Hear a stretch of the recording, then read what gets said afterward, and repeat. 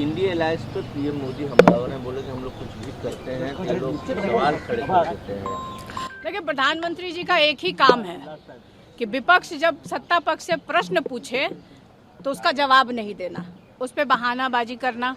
अभी हम लोग जब प्रश्न पूछते हैं कुछ भी लेकर के जनता से जुड़े हुए मुद्दों को, तो उनको लगता है कि सत्ता पक्ष के लोग क्यों प्रश्न पूछ रहे हैं।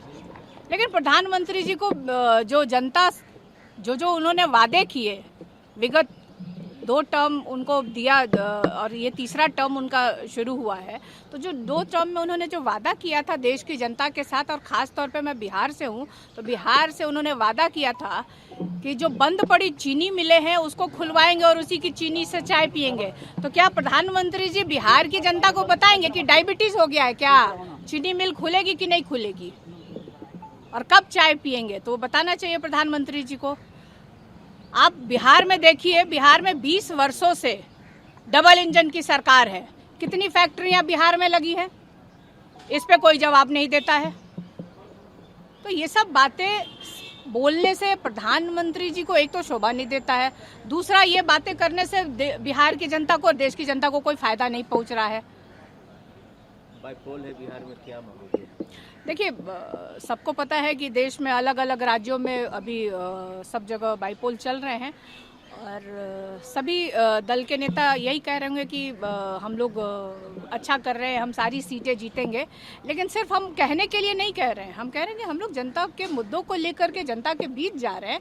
तो हमें पूरा विश्वास है कि इंडिया गठबंधन की जीत पूरे देश में जहां भी बाई इलेक्शन हो रहा है वहां पे उनके उम्मीदवार जीत हासिल करेंगे। तेजस्वी यादव ने प्रधानमंत्री ने कहा एक एक करके ने कहा कि कांग्रेस जो भी वादे करती है अपने शासित प्रदेशों में सब झूठ वादे करती है और किसी को भी वो फुलफिल नहीं कर पाती है। देखिए, बहुत सारे राज्यों के बारे में तो मैं इतना डिटेल मेरे पास नहीं है, अगर मतलब कहिएगा तो फिर पता करेंगे, फिर एक दिन उसके लिए रखा जाएगा।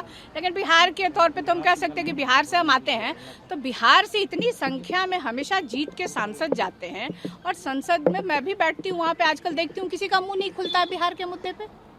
अभी आप हाल फिलहाल एक देखे होंगे कपड़ा मंत्री गिरिराज सिंह जी का बयान, इतने सीनियर नेता, इतने अनुभवी नेता, और उनका इस तरह का बयान आता है कि मतलब राह चलते किसी को देखो तो उसको 100 चाटे मारो। अगर ये जो हम सुने हैं मीडिया के माध्यम से और सोशल मीडिया पे, अगर इस तरह का वो बयान देते हैं तो ये उनको शोभा नहीं देता है।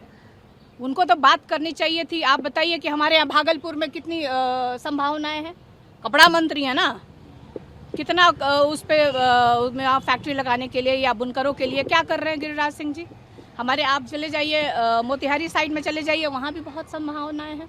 तो पहले ये तो बताए गिरिराज सिंह जी कि बिहार के लिए वो कर क्या रहे हैं, बिहार के विकास के लिए, बिहार के रोजगार पैदा हो, बिहार में फैक्ट्रियाँ लगे, इस पर उनकी सरकार क्या कर रही है। सवाल है, अरविंद सावंत ने जिस तरह से साइना एनसी के लिए शब्दों का इस्तेमाल किया, आदमी एक महिला एमपी है, कैसे देखते हैं? देखिए, बयान ना मैंने सुना है ना कुछ है, लेकिन आपके माध्यम से ये मुझे आ रहा है कि किसी भी, मैं बार बार पहले भी मैंने कहा था, आप इस तरह का जो आता है तो हम लोग यही कहते हैं कि देश की किसी भी दल की महिला हो, किसी वर्ग की हो, किसी समाज की हो, उनके प्रति अपशब्दों का प्रयोग नहीं होना चाहिए, उनके साथ गलत व्यवहार नहीं होना चाहिए।